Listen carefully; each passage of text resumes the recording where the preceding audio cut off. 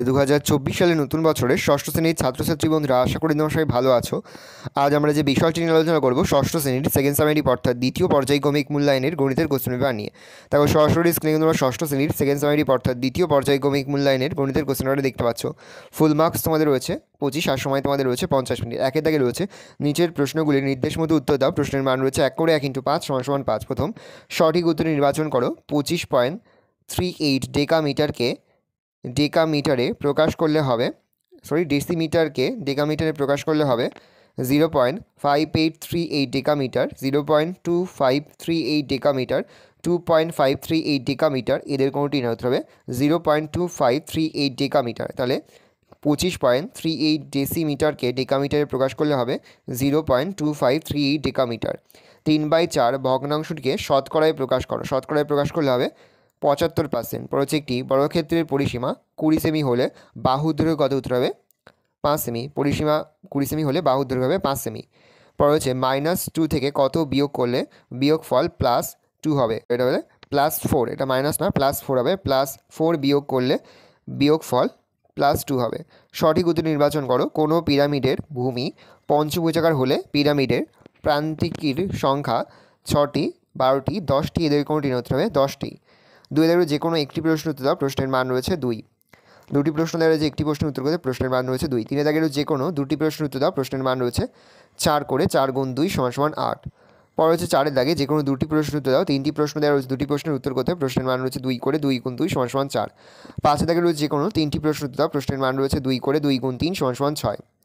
প্রথম রয়েছে 3.432 আবৃত দশমিক সংখ্যাকে সামান্য ভগ্নাংশে প্রকাশ করো। 3.432কে সামান্য ভগ্নাংশে প্রকাশ করে পাই = 3432 - 34/990। তাহলে উপরে হচ্ছে 3398/990, কাটাকুটি করলে উপরে হচ্ছে 1699/495, ভাগ করলে হয় 3 পূর্ণ 214/495।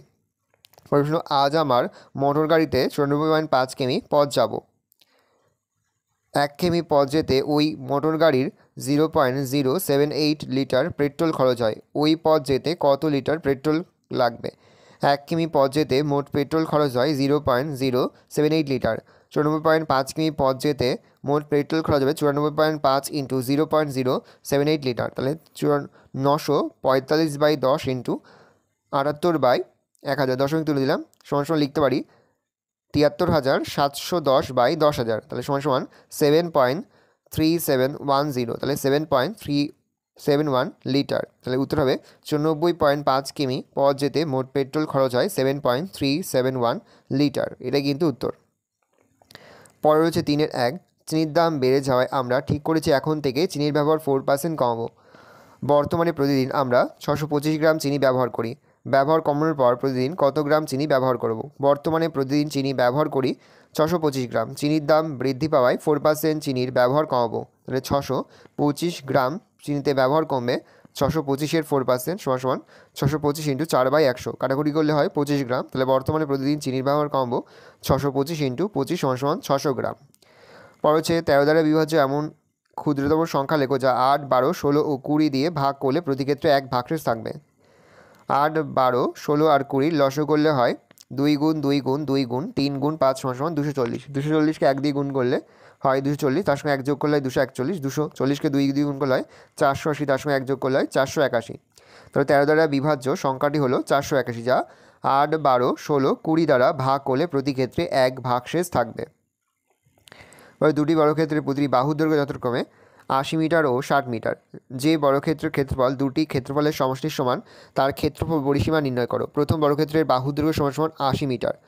অতএব প্রথম বর্গক্ষেত্রের ক্ষেত্রফল = বাহু স্কয়ার = 80 স্কয়ার = 6400 বর্গমিটার। দ্বিতীয় বর্গক্ষেত্রের বাহুর দৈর্ঘ্য = 60 মিটার।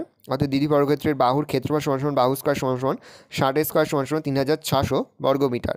দুটি বর্গক্ষেত্রের ক্ষেত্রফলের সমষ্টি 6400 + 3600 বর্গমিটার = 10,000 বর্গমিটার। নতুন বর্গক্ষেত্রের ক্ষেত্রফল 10,000 বর্গমিটার। নতুন বর্গের ক্ষেত্রফল = বাহু স্কয়ার = বাহু স্কয়ার = 10,000 বর্গমিটার। বাহু = √10,000। তাহলে বাহু = 2 × 2 × 2 × 5 × 5 × 5 × 5 = বাহু = 2 স্কয়ার × 2 স্কয়ার × 5 স্কয়ার × 5 স্কয়ার। তাহলে বাহু = 2 × 2 × 5 × 5। তাহলে বাহু = 100 মিটার। নতুন বর্গক্ষেত্রের পরিসীমা 4 ইন্টু বাহুর দৈর্ঘ্য, তাহলে 4 ইন্টু 100 মিটার সমান সমান 400 মিটার। অর্থাৎ নতুন বর্গক্ষেত্রের ক্ষেত্রফল 10,000 বর্গমিটার, পরিসীমা 400 মিটার। মনোজিৎ তার মার্বেলের 0.125 অংশ বোনকে এবং 0.75 অংশ ভাইকে দেওয়ার পর তার কাছে 40টি মার্বেল রইল। প্রথমে মনোজিতের কাছে কয়টি মার্বেল ছিল? ধরি মনোজিতের কাছে মোট মার্বেল আছে 1 অংশ, বোনকে দেয় 0.125, ভাইকে দেয় 0.75 অংশ। বোন ও ভাইকে মিলিয়ে মোট মার্বেল দেয় 0.125 প্লাস 0.75 অংশ, তাহলে সমান সমান 0.875 অংশ। বোন ও ভাইকে দেওয়ার পর তার কাছে অবশিষ্ট আছে 1 মাইনাস 0.875 অংশ সমান সমান 0.125 অংশ। তাহলে 0.125 অংশ মার্বেল 40টি হলে 1 অংশ মার্বেল 40 ভাগ 0.125টি, তাহলে 40 ভাগ 125 বাই 1000টি, তাহলে 40 ইন্টু উপরে হচ্ছে 1000, নিচে হচ্ছে 125, কাটাকুটি করলে হয় ওপরে পড়ে থাকছে 8 গুণ 40 সমান সমান 320টি। মনোজিতের কাছে প্রথমে 320টি মার্বেল ছিল। 4-এর 1-এ রয়েছে যোগের সংযম নিয়ম যাচাই করো, -5 -3 -2। ভালো সমাধানটা দেখে নাও। উত্তর হবে নিয়ন্ত্রিত সংখ্যা যোগের সংযম নিয়ম মেনে চলে। পরে যোগফল নির্ণয় করো, সমাধানটা দেখে নাও। পরে রয়েছে 3-এর দাগে সরল করো, সরলটা দেখে নাও। পরে সংজ্ঞা দাও সমরেখ বিন্দু। একটি সরলরেখার ওপর একাধিক বিন্দু থাকলে তাকে সমরেখ বিন্দু বলে। সমবিন্দু সরলরেখা। একটি বিন্দুর ওপর একাধিক সরলরেখা থাকলে তাকে সমবিন্দু সরলরেখা বলে। প্রদত্তটিতে কটি সরলরেখাংশ আছে? উত্তর হবে 6টি। পরে হচ্ছে একটি আয়তক্ষেত্রের কটি তল, কটি ধার এবং কটি কৌণিক বিন্দু আছে? তল হচ্ছে 6টি, ধার হচ্ছে 12টি আর কৌণিক বিন্দু হচ্ছে 8টি। ঘনবস্তু কাকে বলে? উদাহরণ দাও। যে সকল বস্তু বা পদার্থ কিছুটা জায়গা দখল করে এবং যার দৈর্ঘ্য প্রস্থ উচ্চতা বর্তমান তাকে ঘনবস্তু বলে, যেমন ইট, বল, শঙ্কু ইত্যাদি। ভালো করে দেখে নাও। এই রয়েছে টোটাল তোমাদের সেকেন্ড সামারি অর্থাৎ দ্বিতীয় পর্যায়ক্রমিক মূল্যায়নের ষষ্ঠ শ্রেণীর গণিতের কোশ্চেন পেপার।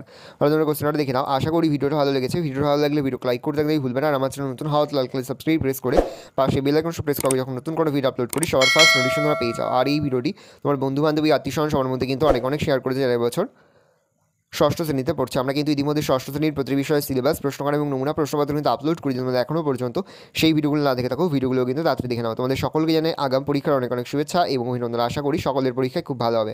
ভালো তোমরা কোশ্চেনটা দেখে নাও। কোনো অঙ্কের সমাধান বুঝতে বা করতে যদি কোনো রকম অসুবিধা হয় তাহলে কিন্তু নির্দ্বিধায় কমেন্ট সেকশনে কমেন্ট করে জানাতে একদমই ভুলবে না। এই রয়েছে টোটাল তোমাদের সেকেন্ড সামারি অর্থাৎ দ্বিতীয় পর্যায়ক্রমিক মূল্যায়নের ষষ্ঠ শ্রেণীর গণিতের কোশ্চেন পেপার। ভালো তোমরা কোশ্চেনটা দেখে নাও।